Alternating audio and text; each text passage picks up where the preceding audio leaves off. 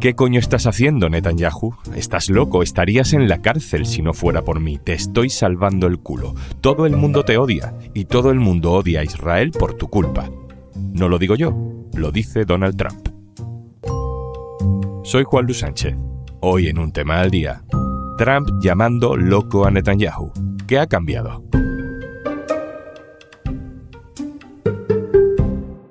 Una cosa antes de empezar. ¿Sabías que existe un mapa interactivo donde puedes ver exactamente cuántas ayudas de Kit Digital se han concedido en tu provincia? Te cuento más al final del episodio.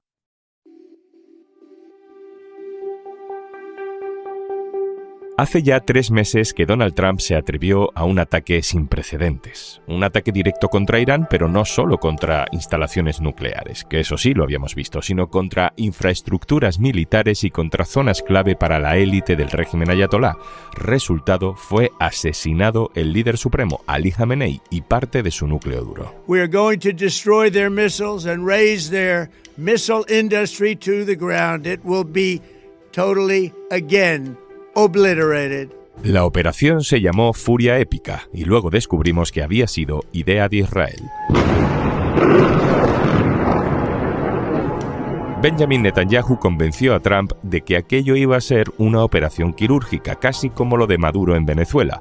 Asesinando al líder, el régimen caería inmediatamente. No es que no haya caído, es que Estados Unidos ha acabado metido en un lío monumental. En términos prácticos podríamos decir que Estados Unidos está perdiendo la guerra. El régimen no ha caído, la OTAN no ha querido meterse en esta guerra y el único resultado es que los precios del combustible suben. Suben en todo el mundo y suben en Estados Unidos, un país donde se usa el coche para todo el rato. Trump necesita salir de ahí. We have to have a deal that's acceptable to me. And part of that deal is going to be, we want free traffic of oil. Pero Israel no quiere que esto termine. Además de castigar Irán, Israel está aprovechando para atacar Líbano. Y a pesar del alto el fuego de Estados Unidos e Irán, Israel no para de atacar enclaves de Hezbollah, una milicia que tiene el respaldo de Irán. Cada vez que Trump avanza algo en la paz, Israel amenaza o ataca el sur de Líbano. Esto ha sucedido en las últimas horas y ha ocurrido además algo difícil de creer. Una llamada telefónica en la que Donald Trump ha insultado a Netanyahu. No tenemos la grabación, ojalá, pero sí sabemos, según varias fuentes de un medio de Estados Unidos, se llama Axios, que Trump le dijo a Netanyahu lo siguiente entre gritos. ¿Qué coño estás haciendo? Estás loco, joder. Estarías en la cárcel si no fuera por mí. Te estoy salvando el culo. Todo el mundo te odia. La gente odia a Israel por tu culpa. ¿Qué es esto? ¿Qué está pasando? Se está rompiendo la relación entre Estados Unidos e Israel. ¿Por qué se filtra? ¿Quién filtra esta conversación privada? Javier Biosca, jefe de internacional del diario.es. Hola. Hola, Juanlu, ¿qué tal? Javi, Trump diciéndole «¿Estás loco?» a Netanyahu, todo el mundo te odia. Sorprende leerlo en un titular. A ver, evidentemente sorprenden esos exabruptos, ¿no? Aunque no tanto por parte de Trump, porque ya los hemos visto con otros líderes. Y recuerdo que con Biden ya hubo, por ejemplo, informaciones de conversaciones muy tensas entre ambos también. Pero aparte de eso, conviene siempre recordar que Israel y Estados Unidos comparten buena parte de su visión y objetivos en Oriente Medio. Y no es solo una cuestión de Trump, como decíamos, sino que ha pasado con prácticamente todos los presidentes de Estados Unidos. Lo que puede suceder es que existan tensiones en la forma de proceder, en esas estrategias, pero Estados Unidos en la práctica lo ha apostado todo a Israel en sus intereses en la región. Con lo cual, a pesar de esas diferencias, la visión de los dos es muy similar. O sea que no es esto el final de las buenas relaciones entre Estados Unidos e Israel. Yo creo que no. Yo no creo que estemos ante un punto de inflexión entre las relaciones de Israel y Estados Unidos, porque además de compartir esos objetivos y esa visión regional, Estados Unidos necesita a Israel para salir de la guerra y está tratando de contenerlo. Como Irán ha vinculado esas negociaciones con lo que está sucediendo en Líbano, Estados Unidos depende de que Israel deje de matar el Líbano para llegar a un acuerdo y poder salir del atolladero de la guerra en Irán. Bueno, no es un punto de inflexión, pero sí es relevante, ¿no? Sí es una confrontación que significa algo políticamente en un momento muy delicado para Trump. Bueno, es relevante porque Israel ha condicionado y ha convencido prácticamente a Estados Unidos para que entrase en esta guerra, y ahora Estados Unidos depende de Israel para salir de ella. De hecho, bueno, Netanyahu lleva décadas tratando de convencer a Estados Unidos de la necesidad de una guerra contra Irán y lleva décadas esperando este momento, y eso lo ha dicho el propio Netanyahu públicamente. Se ha publicado además mucha información muy detallada de cómo fue ese proceso en el que Netanyahu convenció a Trump para entrar en la guerra, pese a las reticencias de su propia comunidad de inteligencia, de la CIA, que decían que un cambio de régimen era imposible, era incluso una farsa. Y bueno, recuerdo esos primeros días de la guerra en la que Estados Unidos trataba de justificar los ataques, utilizó miles de justificaciones diferentes, cambiaba día a día, y uno de esos días Rubio llegó a decir que, bueno, ellos sabían que Israel iba a atacar a Irán, entonces Irán iba a responder atacando intereses de Estados Unidos, y por eso lanzaron una especie de ataque preventivo o guerra preventiva contra Irán, lo cual ya es bastante increíble y dice mucho de la justificación de esta guerra y el interés israelí detrás de ella. Trump habla de alto el fuego, habla de terminar la guerra, se busca su retórica, negocia la paz, intentando hacer ver que en realidad va a sacar algo a cambio, y mientras tanto Israel la boicotea con ataques y con amenazas. ¿Por qué, Javi, Netanyahu no quiere la paz? Porque, bueno, en la visión estratégica israelí, Israel es una isla rodeada de enemigos en toda la región, ¿no? Israel ve su seguridad en el caos de la región, y no hay mejor caos que la destrucción de una guerra infinita, ¿no? Y esto se ve claramente, por ejemplo, en Líbano, donde lleva aplicando esta misma estrategia décadas. Cada cierto tiempo entra en Líbano, lo destruye todo, sale y espera X años a que vuelva a percibir un mínimo de amenaza para volver a entrar y destruirlo todo. Entonces es en esa guerra constante e infinita donde Israel percibe su propia seguridad y supervivencia como Estado. Tampoco ayuda, supongo, y esto es sorprendente, ¿no?, que el ideólogo de esta guerra, que es Israel, ni siquiera esté presente en las conversaciones de paz, en las negociaciones. Claro, Israel no forma parte de esos equipos de negociación porque, como decíamos, no quieren un acuerdo, no quieren que se acabe la guerra. El mediador principal entre Estados Unidos e Irán en este momento es Pakistán, es el que está manteniendo las conversaciones indirectas entre ambos, y el papel de Israel es más bien el de saboteador de esas negociaciones, ¿no? Es curioso porque desde que se empieza a hablar de un posible acuerdo entre Irán y Estados Unidos, Israel responde con un incremento brutal de sus ataques contra Líbano, ¿no? Ordena la evacuación de barrios enteros de Beirut, aumenta sus ataques y los asesinatos de civiles, e incluso hace su mayor incursión en territorio libanés en 26 años, con la toma de un emplazamiento estratégico e histórico. Es un castillo que la tomó Israel por última vez hace 40 años. Entonces, tampoco es casualidad que justo cuando Irán dice presuntamente que se retira de unas negociaciones por esas violaciones de Israel en Líbano, Trump anuncia por su red social que Israel va a echar el freno en esa ofensiva contra Líbano, y posteriormente estalla la bronca telefónica.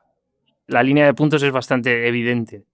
Javi, estoy seguro de que hay mucha gente que nos oye y está diciendo, mira, le he perdido la pista a la guerra, ya no sé en qué punto estamos. Sé que hubo unos primeros días muy intensos, asesinato de la cúpula política del régimen, Irán bloqueando el petróleo en el estrecho de Hormuz, y a partir de ahí unas negociaciones de paz que han ido, han venido, y no está muy claro en qué punto están.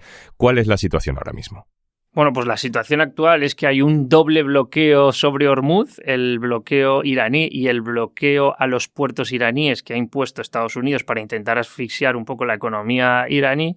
A su vez, hay un alto al fuego muy frágil y paralelamente tenemos las negociaciones para el fin de la guerra, ¿no? Que se decía que estaban muy cerca, pero a la vez se producen esos ataques, declaraciones contradictorias, entonces, bueno, aún no está nada claro, y de hecho esta semana Irán decía que se retiraba de las mismas por los ataques de Israel en Líbano.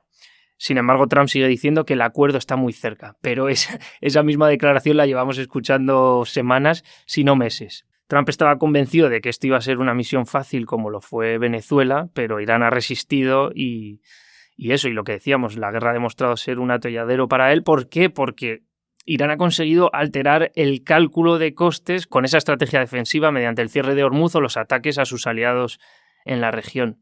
Entonces, ese baño de realidad para Trump pues tiene un coste y un desgaste político evidente y es lo que le está impulsando a tratar de salir de la guerra. Por eso, por ejemplo, está obsesionado con llamar a esto la excursión iraní, porque está obsesionado en que todas las guerras libradas por Estados Unidos han sido mucho más largas y más costosas y esto no es nada, esto es solo una excursión. En esas conversaciones no solo está el "you're fucking crazy", estás loco, joder, que le suelta Trump a Netanyahu. Hay otra frase muy llamativa de la conversación, que es esto de "si no fuera por mí, estarías detenido". Expliquemos bien la carga política que tiene eso. Bueno, quizás sea una exageración habitual de Trump, pero es verdad que Netanyahu tiene varios frentes judiciales abiertos. Uno, tiene 3 causas penales internas en Israel por corrupción y es el primer ministro enfrentado o juzgado penalmente en Israel. Y en este contexto, Trump lo que ha hecho ha sido apoyar continuamente, públicamente, a Netanyahu frente a estos casos de corrupción, los ha acusado de ser casos motivados políticamente y ha defendido a su aliado. Y luego, evidentemente, tiene los frentes internacionales, porque Netanyahu tiene una orden de arresto internacional por la Corte Penal Internacional por los crímenes de guerra cometidos en Gaza. Y la respuesta de Trump a esa causa y a esa investigación contra Netanyahu ha sido imponer sanciones contra los jueces y fiscales que están investigando este caso. Unas sanciones que tienen unas implicaciones brutales para estas personas que ni siquiera pueden tener una cuenta bancaria, un correo electrónico de Gmail porque es estadounidense. O sea, realmente tiene unas implicaciones en su día a día y Trump está haciendo todo lo posible para bloquear los esfuerzos de rendición de cuentas contra Netanyahu. También ha invitado en numerosas ocasiones a Netanyahu a Estados Unidos para demostrar que esa orden de arresto internacional de la Corte Penal Internacional no tiene ningún valor y aunque Estados Unidos no sea miembro de ese tribunal, e Israel tampoco, tiene una carga política y un mensaje muy potente para el resto de países que se pueden ver tentados a hacer lo mismo, aun siendo miembros y aun estando obligados legalmente a detenerle. Y lo vimos, por ejemplo, en Hungría con Orbán cuando invitó a Netanyahu pese a tener la obligación de detenerlo. La última, Javier, y quizá la más importante, la más relevante para el futuro, porque sobre todo si dices que esto no va a terminar con las relaciones de Estados Unidos e Israel. ¿Por qué sabemos esto? ¿Por qué nos hemos enterado de esta conversación privada en un entorno tan autoritario, tan cerrado y opaco como es la Casa Blanca de Donald Trump? ¿A quién le ha interesado que sepamos que Trump ha insultado a Netanyahu? Bueno, lo que sabemos es que la filtración de esta conversación se publica en un medio estadounidense que se llama Axios, que en la práctica tiene muy buenas fuentes en la Casa Blanca y, bueno, prácticamente todo lo que publica son de fuentes de la Casa Blanca. Y no es la primera vez que la Casa Blanca utiliza este medio de comunicación para mandar un mensaje, con lo cual no sería ningún disparate pensar que es una estrategia de mostrar a su público interno, al público estadounidense, que Estados Unidos no hace seguidismo de Israel y no sirve a Netanyahu. ¿Por qué? Porque ya existe una fractura evidente en el mundo republicano y el mundo MAGA en torno al apoyo de Estados Unidos a Israel, que muchos cuestionan por los altos costes y mucho más ahora que ha demostrado ser una guerra fallida para los intereses estadounidenses. La paradoja es que ahora Trump no tiene una salida buena y es que sus republicanos se están enfadando porque la guerra no está saliendo bien y tiene unos costes políticos, económicos y geoestratégicos muy importantes, pero si llega a un acuerdo, si firma un acuerdo con Irán para terminar esta guerra, también va a sufrir un coste político evidente porque no tiene absolutamente nada que vender a su público interno que no tuviese antes de la guerra. Es decir, el objetivo de esta guerra se ha convertido en abrir un estrecho que ya estaba abierto. No hay ni rastro de retirar el material nuclear iraní. Irán ha resistido y ha demostrado su fuerza de negociación, por ejemplo, con esas últimas exigencias de retirarse de las negociaciones si Israel no detenía la ofensiva en Líbano, y poco después vemos que Trump pide públicamente a Israel que se retire de Líbano. En fin, que Trump solo puede ahora mismo escoger la opción menos mala y todo lo que pase es un desastre a nivel político para Trump y su presidencia. Javier Biosca, jefe de internacional del diario.es. Un abrazo, gracias. Gracias.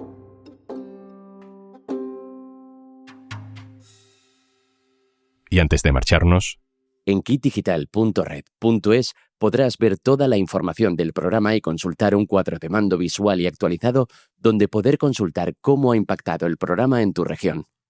Kit Digital es un programa del Gobierno de España gestionado por Red.es, entidad adscrita al Ministerio para la Transformación Digital y de la Función Pública a través de la Secretaría de Estado de Digitalización e Inteligencia Artificial, y cuenta con la Cámara de Comercio de España como entidad colaboradora. Kit Digital está financiado por la Unión Europea a través de los fondos Next Generation EU, en el marco del Plan de Recuperación, Transformación y Resiliencia, y su objetivo de impulsar la digitalización de pymes y autónomos de todos los sectores. Esto es Un Tema al Día, el podcast del diario.es. Si te gusta lo que hacemos, necesitamos tu apoyo. Hazte socio, hazte socia en eldiario.es/Un Socio al Día. Este podcast lo producen Carmen Ibáñez, Marcos García Santonja, Lucía Martín y Zaskun Pérez. El montaje es de Pedro Nogales. Yo soy Juan Luis Sánchez. Mañana, otro tema.